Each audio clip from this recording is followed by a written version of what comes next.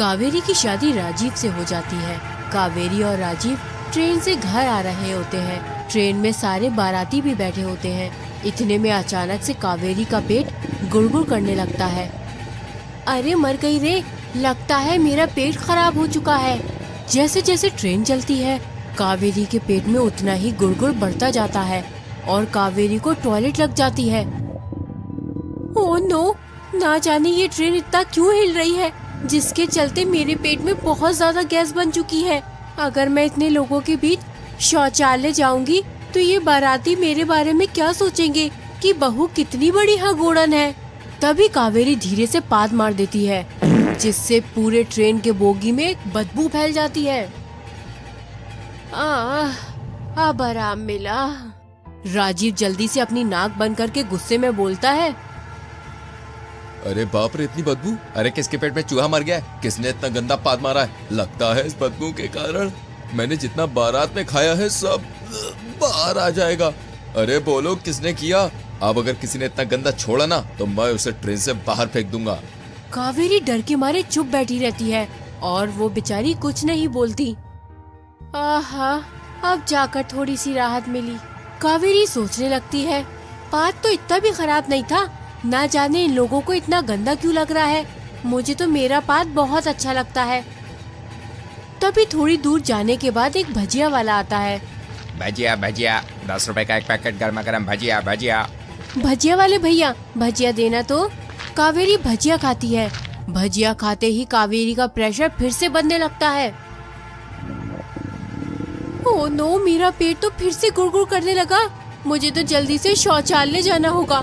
Train के हिलने से जो भी मेरे पेट में है वो सब भी हिल रहा है, जिसके कारण मुझे फिर से प्रेशर बन गया है। मैंने भजिया क्यों खाया? और घर से चलने से पहले मैंने बहुत सारे गोलगप्पे भी खा लिए थे। कावेरी को खाने का बहुत शौक था और उसे गोलगप्पे और भजिया तो गप्पे को देखकर उससे रहा नहीं जाता था। और बारात आने से पहले कावेरी गोलगप्पे खा रही होती है। तभी उसकी माँ वहाँ आ जाती है। अरे कावेरी बेटी, गोलगप्पे बारातियों के लिए हैं, उन लोगों के लिए भी छोड़ देना। सभी गोलगप्पे मत खा जाना। माँ, गोलगप्पे खाने से ना रोको। आप जानती हो ना, गोलगप्पे मेरी कमजोरी है और मुझसे ज्यादा आपको उन लोगों की पड़ी है। बेटी, लेकिन तू तो जानती है ना, गोलगप्पे खाने के बाद तुम्हारा पेट खराब हो जाता है। अगर फेरों के बीच में पेट खराब हो गया तो क्या होगा? अरे माँ, कुछ नहीं होता। ना जाने मैं इतने गोलगप्पे क्यों खाई आई। अब कंट्रोल से बाहर हो रहा है, कहीं यही ना कर दूं। ना जाने कब घर पहुँचेंगे। ज्यादा देर तो रोक कर भी नहीं रख सकती। फिर से कावेरी पाद मार देती है। इस बार पहले से भी ज्यादा बदबू फैल जाती है। सभी लोग जल्दी से अपनी नाक बंद कर लेते हैं। कौन कम बखत है जो पूरे ट्रेन में पोल्यूशन फैला रहा है? बताओ, नई नई बहू हमारे साथ है, वो क्या सोचेगी? उन लोगों को क्या पता था कि ये सभी कारनामे नई दुल्हन के ही तो हैं। अब मुझे किसी तरह रोक कर रखना पड़ेगा, नहीं तो उन लोगों को पता चल जाएगा कि ये गंदे गंदे पाद मैं मार रही हूँ। थोड़ी देर के बाद कावेरी अपने ससुराल यानी गांव आ जाती है। वहाँ उसका अच्छे से स्वागत होता है। गांव की औरतें कावेरी को देखने आती हैं। कावेरी की मुंह दिखाई होती है पर उन्हें बहुत तेज बदबू आती है। वो औरतें अपनी नाक बंद करके बोलती हैं, अरे ची ची ची ची, ना जाने ये अजीब सी बदबू कहाँ से आ रही है। सांस भी न ले जा रही हमसे तो। ऐसा लग रहा है कि अभी उल्टी हो जाएगी। लगता है कोई जानवर बाहर मर गया है। जल्दी चलो यहाँ से, वरना तो हम बेहोश हो जाएंगे। सभी लोग चले जाते हैं। हे भगवान, आज तो मैं जैसे तैसे बच गई हूँ। लगता है मेरे कपड़े खराब हो गए हैं। मैं जल्दी से अपना पेट साफ कर लेती हूँ, पर मैं इतनी रात को कहाँ जाऊँ हल्की होने। तभी वहाँ कावेरी की सास कुछ मिठाइयाँ लेकर आती है। अरे बहू, ये मिठाइयाँ खा लेना। सासू माँ, हल्का होने के लिए कहीं टॉयलेट नहीं है क्या? अरे बहू, ये गांव है, यहाँ हल्का होने के लिए तुम्हें पास के जंगल में जाना पड़ेगा। जंगल का नाम सुनते ही कावेरी की हालत खराब हो जाती है। माँ जी, जंगल में भूत चुड़ैल होती है, लोग वहाँ कैसे चले जाते हैं हल्का होने? अरे बहू, भूत चुड़ैल कुछ नहीं होता है। यहाँ जब तक खुले में ना जाओ तो सही से पेट साफ नहीं होता है। अगर तुम्हें चलना है तो चलो, बाहर जाकर हल्का हो जाओ। नहीं नहीं माँ जी, मैं तो हल्की ही हूँ। फिर कावेरी की सास वहाँ से चली जाती है।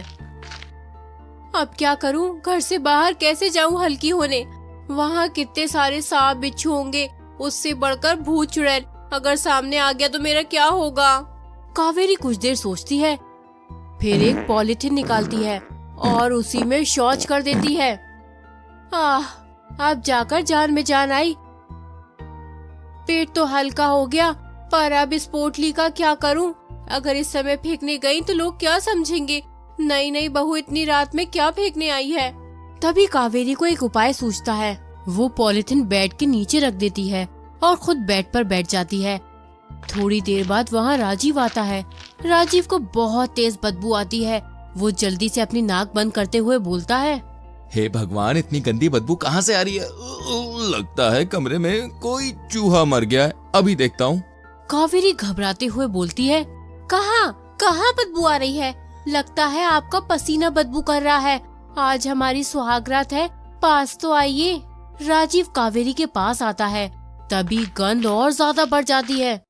अरे नहीं, यहाँ तो मेरा दम ही घुट जाएगा। मैं बाहर जाकर सो जाता हूँ, इस गंध के कारण मेरी सुहाग रात भी नहीं हुई। राजीव बाहर सोफे पर जाकर सो जाता है। कल सुबह होने से पहले ये पॉलिथीन फेंक दूंगी, अगर किसी को पता लग गया तो बड़ी बेइज्जती हो जाएगी। लेकिन रात भर कमरे में बहुत बदबू आ रही थी, पर कावेरी को कोई फर्क नहीं पड़ा। वो घोड़े बेचकर सोती रह जाती है। कावेरी जब सुबह उठती है तो काफी देर हो चुकी होती है। ओहो, ये तो बहुत देर हो गई। अगर इस समय पॉलिथीन फेंकने जाऊंगी तो सभी लोग देख लेंगे। ऊपर से मेरा पेट फिर से गुड़गुड़ करने लगा। कावेरी की सास देखती है कि राजीव बाहर सोफे पर सो रहा है, तो वो कावेरी के पास जाती है। तब कावेरी फिर से पॉलिथीन में शौच करके बेड के नीचे रख देती है। तभी उसकी सास वहाँ आकर बोलती है, अरे बहू, तू बेड के नीचे क्या कर रही है? कावेरी अपनी सास को वहाँ देखकर घबराते हुए बोलती है, वो कुछ नहीं माँ जी। वो राजीव बाहर सोफे पर क्यों सो रहा है?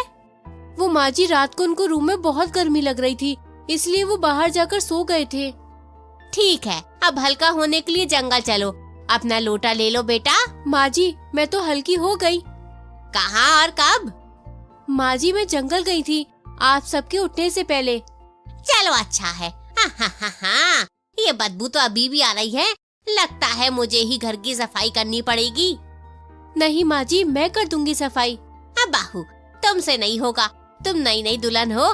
मैं अभी झाड़ू लेकर आती हूँ। कावेरी के साथ झाड़ू लगाने लग जाती है। अरे अब तो मैं पकड़ी जाऊंगी। अब मैं क्या करूँ? इस पॉलिथीन को कहाँ फेंकूं? फिर कावेरी जल्दी से पॉलिथीन को बेड के नीचे से निकाल लेती है और खिड़की से बाहर फेंक देती है, और वो पॉलिथीन कावेरी की सास के मुंह पे जाकर गिरती है। छी छी छी छी छी छी, राम राम राम, ये तो गंदगी है। ये तो मेरी बहू के कमरे से किसी ने फेंका है। कावेरी की सास उसी हालत में घर में आती है। अरे बहू, ये तुमने क्या किया? अरे तुम शौच कर कर के घर में ही रख रही थी, इसलिए इतनी बदबू आ रही थी। माँ जी, मुझे माफ कर दीजिए, मुझे जंगल में जाने से डर लगता है। फिर राजीव कावेरी के लिए एक शौचालय बनवाता है। तो दोस्तों, वीडियो अच्छी लगी हो तो लाइक करो और शेयर करो। आने वाली वीडियो को देखने के लिए चैनल को सब्सक्राइब करना ना भूलना। मिलते हैं आपसे अगली वीडियो।